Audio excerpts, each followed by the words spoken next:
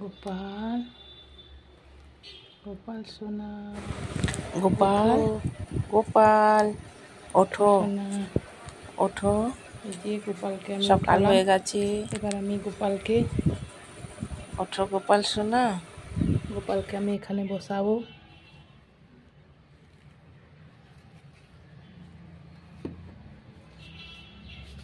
আর গোপাল সোনাকে এখানে বসালাম।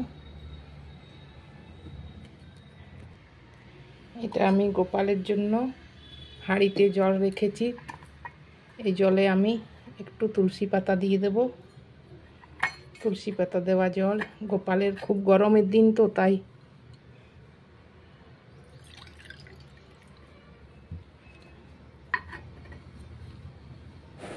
এবার গোপালকে আমি ঠান্ডা জল খাওয়ালাম। গোপাল অনেক গরম এখন, ভীষণ প্রচণ্ড গরম, গোপাল তাই ঠান্ডা জল ছোট্ট খাচ্ছে। হাঁড়িতে আমি ঠান্ডা করে জলটা রেখে ওটাই আমি গোপালকে প্রসাদে সময় গরমের দিন। গোপালকে দিই, সকালে বিকেল। এবার একটু পরে আমি গোপালকে স্নান করাবো। এই যে গোপাল সোনাকে এবার আমি স্নান করাবো শ্রীকৃষ্ণ গোবিন্দ সকালবেলায়। স্নান করাবো গোপালকে। শ্রীকৃষ্ণ গোবিন্দ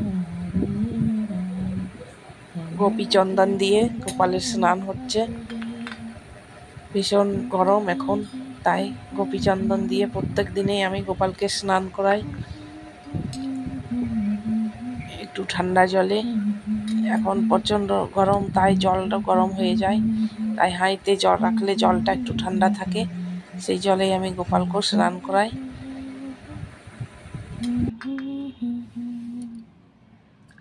ওম ভগবতে বাসুদেবায়, ওম ভগবতে বাসুদেবায়।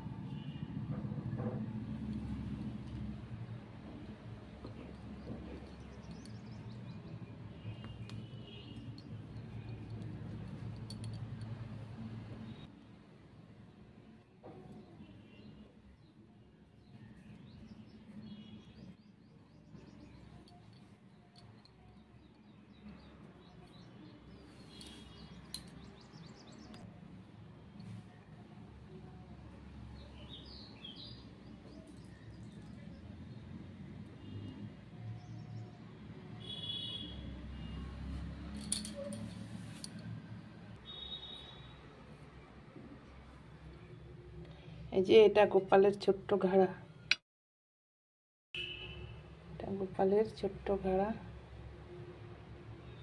জল খুব ঠান্ডা হয়, এতে আমি গোপালের জল ভরে রাত্রেবেলায় রেখে দিই ঢাকা দিয়ে।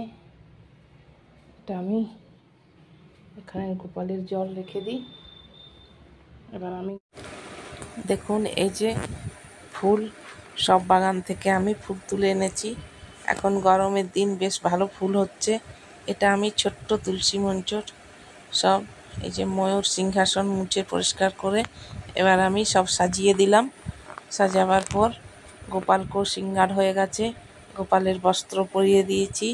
গোপালকে খুব সুন্দর শৃঙ্গার করে সবাইকে, গুরুদেবকে সব পরিষ্কার করে আমি পঞ্চতত্ত্ব সবকে পরিষ্কার করে এবার আমি প্রদীপ দেখিয়ে আরতি করে তারপর আমি ভোগও লাগিয়ে দিয়েছি।